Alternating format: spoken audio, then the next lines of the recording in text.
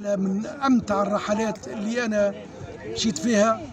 مشيت للجنوب، مشيت للوسط، وهذه الرحلة الشمال الغربي كانت من أمتع الرحلات، وخاصة أول مرة اللي نلاحظ أنه أول مرة ناخذ فهمتني جائزة استكشاف الطبيعة.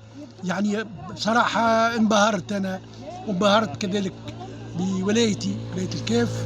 الحمد لله دائما تتاح لي الفرصة باش نزورها، وبارك الله فيه كل الأخوة اللي قالوا على الكاف أن الكاف منطقة حلوة وتزخر بمخزون ثقافي وتراثي.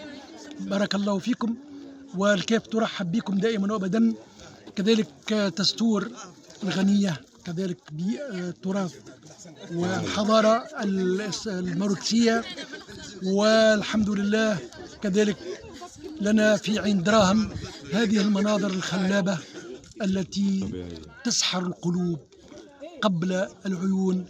ونشكر كذلك رئيس الجمعية الأخ سعيد البجاوي الذي أتاح لنا هذه الفرصة السعيدة، كذلك عبد القادر السعفي، كذلك لسعد، وكل الإخوة اللي أمتعونا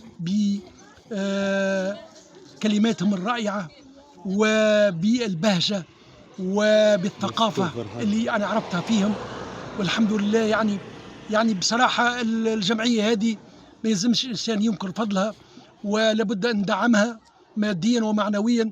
وإن شاء الله يعني جمعيتنا دائما وبدا منارة وإشعاع لتونس ولثقافتنا ولحضارتنا. وبارك الله فيكم، وإن شاء الله تتاح لنا الفرصة وراء الفرصة لنتمتع بجمال تونس وروعتها. وبارك الله فيكم.